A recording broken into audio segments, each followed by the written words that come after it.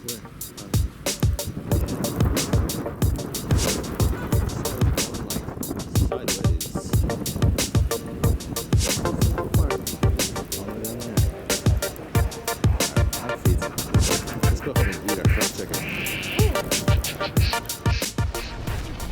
the word, ladies and gentlemen? This is Andrew, and that is right, guys. It is snowing outside. It's really quite snowy. I think the snow is pretty deep now, but I am safe at home, nice and warm.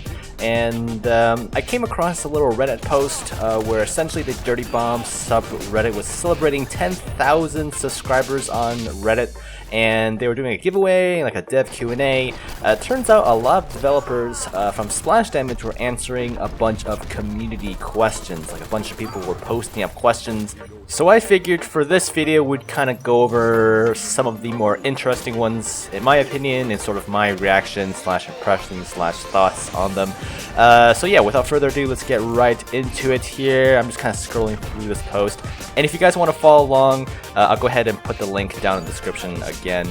Alright, so we have, let's see, game modes. Someone asked regarding game modes, and Exodor responded by saying, we have ideas for DB variants of the more vanilla modes, but right now we're mainly focused on objective and stopwatch as they're the core of the game. So yeah, I'll be kind of curious to see if they have anything like capture the flag or like a domination type game mode, or like those point capture type game modes. That'd be interesting.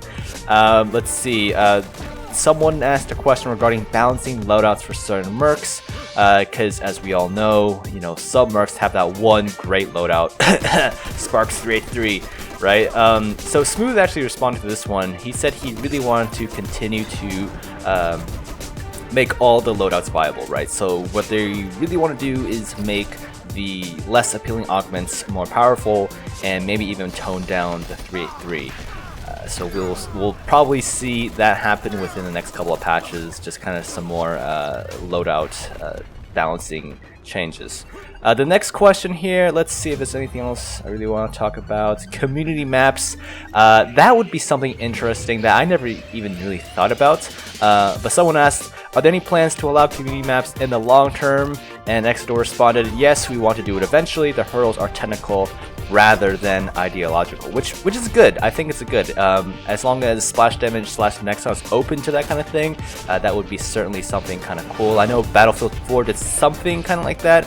I know it wasn't 100% community made, but they at least let the community kind of figure out what kind of map they would like. I think that's always good for a player base to be kind of involved in development. Alright, so let's see. Oh yeah, someone asked about the mechanic augment. I know a lot of you guys asked me this in my video, my PSA number 2 I think it was, where mechanic didn't actually take priority over someone who was an engineer who did not have mechanic, and that is actually a bug. They are working on fixing that. People are asking regarding shotguns and balancing shotguns. Someone asked, considering that they have been such a strong point of controversy on the sub, what are your plans on balancing the shotguns? It is obvious that many members of the community think they are too good in public matches after their recent buff. They may be balanced in scrims and competitive now, but for the majority of players, they are rather frustrating. So Smooth, he wrote like a long ass explanation, but essentially what he wanted to do was kind of move shotguns up to SMGs like they're kind of leveled. They don't want an instance where a merc has both an SMG loadout and a shotgun loadout, and people always choose the SMG loadout just because shotguns are kind of number 2 and not as good. So they kind of try to bump shotguns up to be just as viable, or at least somewhat close to viable to SMGs. Now Smooth also said that, here I'll quote it for you guys, I do appreciate that it's sometimes shocking to be on the receiving end of a mid-range shotgun blast, so I'm looking to have shotgun pellets continue to fall off to almost 0 damage at longer distances. Hopefully this mitigates some of the frustration while keeping them generally as effective as they currently are. So I think that was a pretty good response in my opinion. I mean, personally, I think I'm okay with shotguns. I mean, using shotguns I'm pretty terrible. If someone kills me with a shotgun, well, I mean, I don't know. I guess I don't really care too much. I'm not one of those people who think shotguns are crazily overpowered, though I think after the recent buffs, they're definitely way better than they were before. Alrighty, so let's see here. Someone else asked about Thunder. Smooth responded to this one. Smooth says, I'm looking firstly to improving the MK46 LMG, as it's not really keeping up with the assault rifles he has access to, and also potentially increasing the impact and duration of the concussion grenades. This will probably be seen in the release after next, as it will be part of a larger overall balance pass. So that's pretty cool. I love Thunder. He's really fun, but I do agree that he is probably definitely not as good as Fragger. The LMG, I'll be interested to see what they do. I have a feeling they may make it more accurate, but I would appreciate if they just made it do a bit more damage. You know, gave it 1 extra damage or make it shoot faster or something. So that would be interesting. The concussion grenades, I don't know if the impact and duration increase would really help.